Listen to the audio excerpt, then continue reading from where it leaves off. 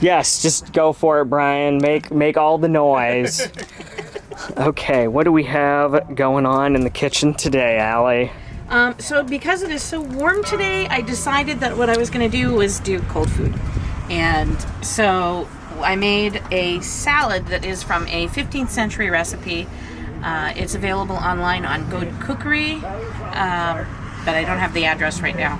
So hold that thought. Goodcookery.com. Is it G-O-D-E? It's, yeah, G-O-D-E cookery.com. There we go. But this is the leftovers of the salad, and I want to point this out because it is weird. So it has mixed greens. So there's like different kinds of lettuce and spinach and cabbage, but it also has olives and capers, walnuts, mandarin oranges, and figs,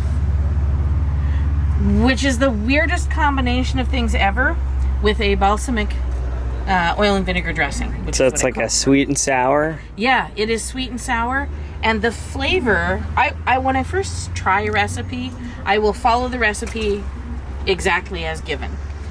The only difference in this is that I didn't have slivered almonds, so I used walnuts instead, which is in the time period they would have done.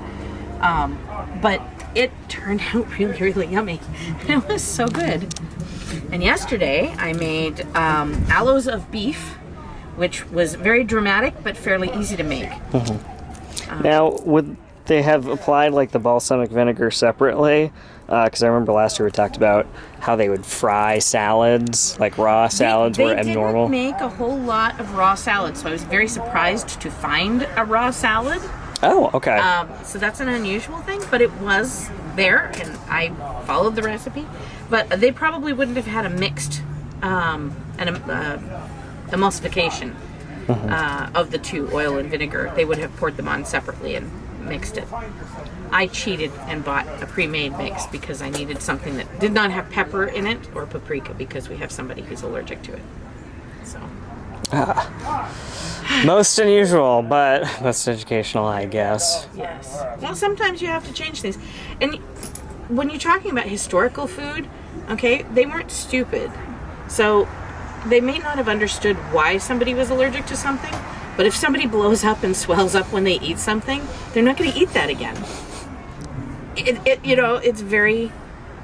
It's common sense, which is sometimes missing today. But they knew that if you ate certain things, it would make you feel better. The vinegar and sugar drink that I have, which we call sacanjabin, or it's very similar to shrub, or Posca. Pasta's unsweet. But it balances the electrolytes. They have no idea what electrolytes were, but when you drank it, you suddenly were feeling better. They figured it out and they started doing it. And so, I mean, that's where we learned how to do all this stuff. That's how we came up with electrolyte drinks, looking at what they did in history and working from there. All right. Well, thank you, Allie. You're welcome.